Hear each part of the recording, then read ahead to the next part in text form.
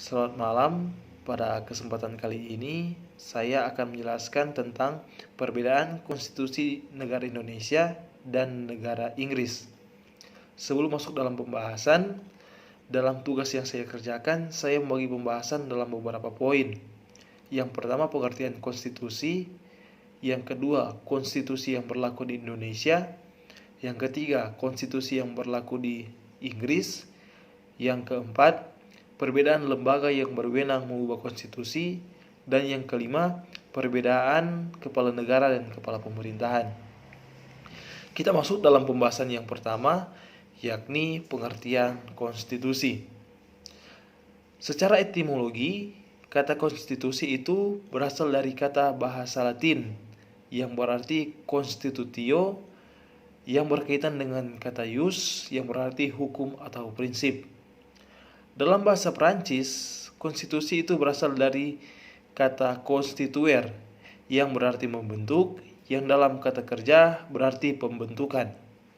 Secara umum dapat kita mengerti bahwa konstitusi merupakan keseluruhan peraturan baik yang tertulis maupun tidak tertulis yang mengatur secara mengikat tentang cara menjalankan pemerintahan dalam suatu negara. Yang kedua, konstitusi yang berlaku di Indonesia. Seperti kita ketahui bersama bahwa konstitusi itu ada yang tertulis maupun tidak tertulis. Nah, negara Indonesia menganut konstitusi yang tertulis. Konstitusi yang tertulis itu adalah Undang-Undang Dasar 1945.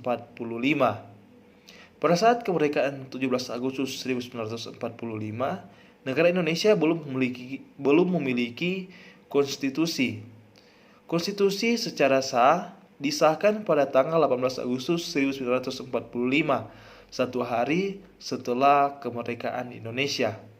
Dengan adanya konstitusi yang berlaku secara sah, diharapkan agar supaya konstitusi ini boleh melindungi hak-hak dari setiap warga negara Indonesia. Yang ketiga, konstitusi yang berlaku di Inggris. Nah, Inggris merupakan salah satu negara yang menganut konstitusi yang tidak tertulis. Konstitusi yang tidak tertulis ini berasal dari 3 sumber, yakni konvensi, statuta, dan kebiasaan tradisional. Kebiasaan tradisional ini merupakan kebiasaan yang dijalankan oleh masyarakat Inggris sehingga menjadikannya sama dengan konstitusi. Walaupun tidak tertulis, konstitusi kerajaan Inggris secara garis besar mengatur 2 hal, yakni hak asasi manusia dan organisasi negara. Yang keempat, perbedaan lembaga yang berwenang mengubah konstitusi. Di Indonesia, lembaga yang berwenang untuk mengubah konstitusi adalah MPR atau Majelis Permusyawaratan Rakyat. Mengapa MPR yang berwenang untuk mengubah konstitusi? Hal ini dinyatakan dalam peraturan yang ada bahwa yang berhak atau berwenang untuk mengubah konstitusi adalah MPR. Tetapi dalam perubahannya, konstitusi di Indonesia itu bersifat luas dan kaku. Dikatakan luas, dikatakan kaku karena untuk mengubahnya terbilang cukup sulit. Ini disebabkan pasal 37 ayat 1 Undang-Undang Dasar 1945 mengharuskan bahwa perubahan baru dapat terjadi ketika anggota MPR yang hadir minimal 2/3 anggota. Sedangkan dikatakan luas, hal ini karena konstitusi yang berada di Indonesia sudah mengalami 4 kali amandemen. Nah, di Inggris yang berhak atau berwenang untuk mengubah konstitusi adalah parlemen. Nah, dalam melakukan perubahan konstitusi, parlemen terlebih dulu mengadakan kongres.